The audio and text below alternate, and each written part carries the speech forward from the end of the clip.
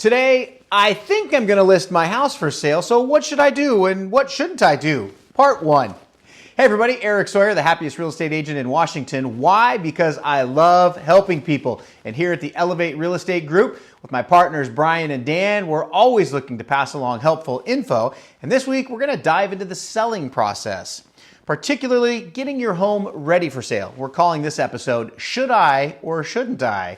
Part 1. And in today's episode, we're going to kick around getting your house ready for listing. In particular, what does curb appeal really have to do with selling your home? Should you tackle DIY projects? And what about clutter? Let's do this. All right, Elevate's rule of thumb, simply this. When selling or buying, you need to always remember to flip the script and see everything from the other perspective. And to do this, we recommend a tool that we call Buyer's Goggles.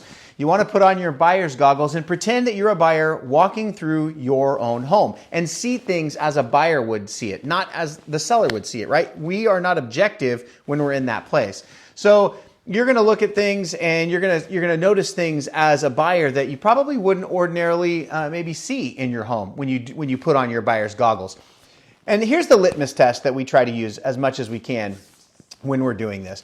We tell you, if you couldn't sell your house for, say, 5 years, right? You couldn't sell your house, and you got to make a list of things that needed to be fixed, and we would fund it, what would be the items that would make that list? You would come up with all kinds of stuff. You would say, oh, well, now that you mention it, we do need to replace the carpet upstairs, and the countertops look like the kitchen was built in 1978 because it was. The countertops still look like that.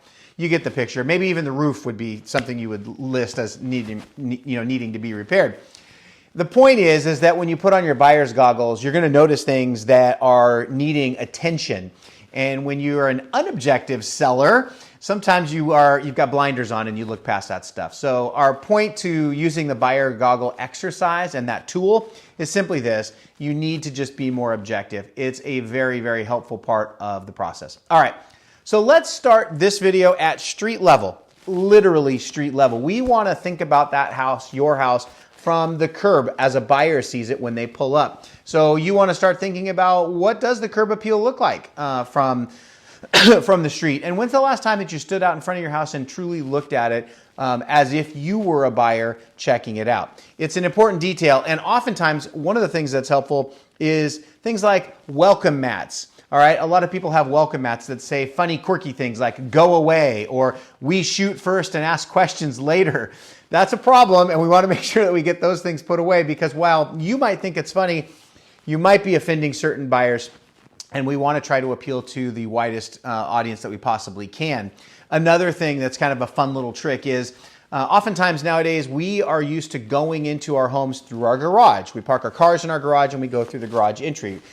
A lot of times we don't even go through the front door for months on end, right? So here's the thing, go out to your front door, put on your buyer's goggles and look around, look down, look up, look all over your entryway because buyers are definitely going to do that. You might need to grab a magic eraser and clean your door off because it's dirty. You might want to grab a broom so that you can get the cobwebs from up above. Things like that typically you don't tend to notice on an average day-to-day basis, but a buyer is definitely going to notice it as they walk up to your house.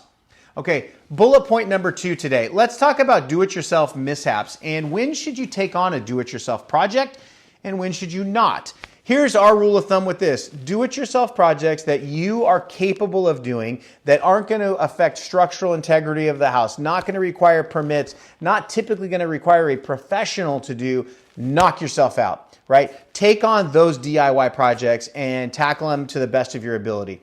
But the things that need significant attention, that need to be permitted, that need a professional, we always say this, leave the professional jobs to the professionals. You don't want to do something that's going to end up costing you more money in the long run because you tried to take a shortcut in the short term. So leave the professional work to the professionals, tackle the DIY projects yourself. That will pay off in the end.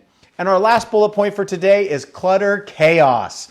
If clutter is your happy place, and there's a lot of you out there, learn to be unhappy when you list your home, please, because we got to make that clutter go away.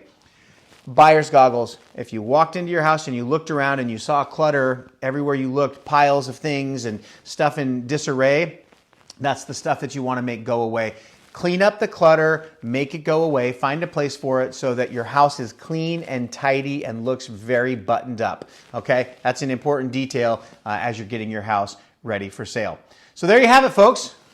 Preparing your home for sale. There's a lot of things that go into it, but it definitely involves a thoughtful approach to the repairs and the different upgrades that you might need to make to your house. And remember, it's all about showcasing your home in the best light to attract the right buyers and secure the best possible price that you can. If you found these tips helpful, don't forget to hit the like button and subscribe for more real estate insights. As always, I'm Eric Sawyer with the Elevate Real Estate Group, powered by Windermere Northwest Living. We'll catch you in the next video. Happy selling, everybody. God bless.